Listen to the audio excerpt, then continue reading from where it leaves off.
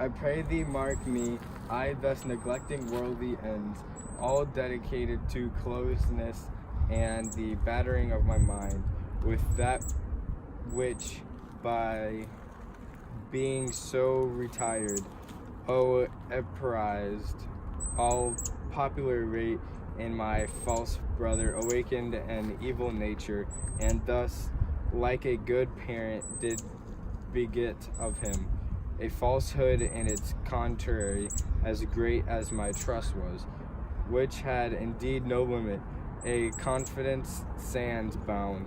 He beginning thus the lorded, not only with what my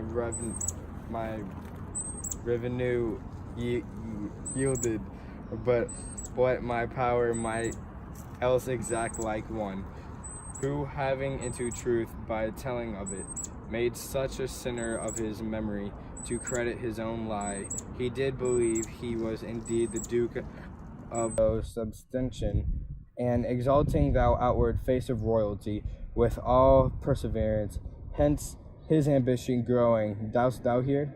Your tale, sir, would cure deafness.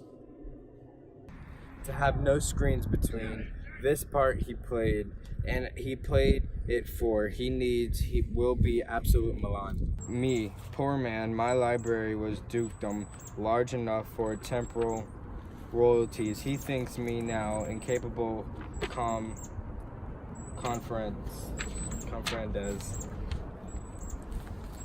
So dry he was for sway. We, the King of Naples, to give him annual tribute, do not homage subject his coronet to his crown. Go. The dukedom yet unbowed, alas, poor Milan, to most ignoble stooping. Oh, the heavens! Mark his condition at thou event, and thou tell me if this might be a brother. I should send to thank by nobly of my grandmother. Good wombs have borne bad sons.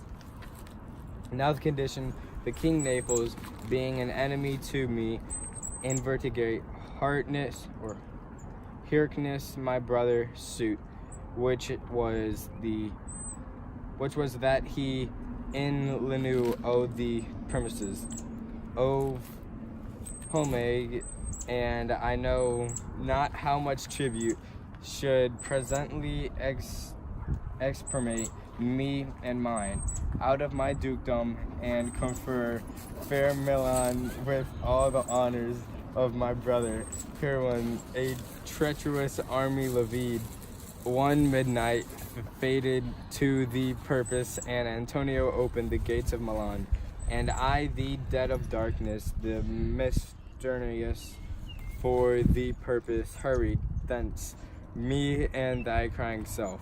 Alack for pity! I not remembering how cried out then, will cry it over again. It is a hen that wings mine eyes to it. Here a little further, and then I'll bring thee to present business, which now is upon us, without the which this story were most impertinent. Wherefore did they not that hour destroy us? Well, demand wrench. My tale provokes that question. Dear thy durst not so dear the love my people bore me, nor sent a mark so boldly on the business, but with colors fairer painted their foul ends. In few, they hurried as aboard a bark, bore us from leagues to sea, where they prepared a rotten carcass of a butt, not rigged, nor tackle sail, nor mast. The very rats instinctively have quitted. There they hoist us, to cry the sea that roared to us, to sigh to thou winds, whose pity sighing back again did us but loving wrong. Alack, what trouble was I to you then? Oh, a cherubim thou has that didst preserve me.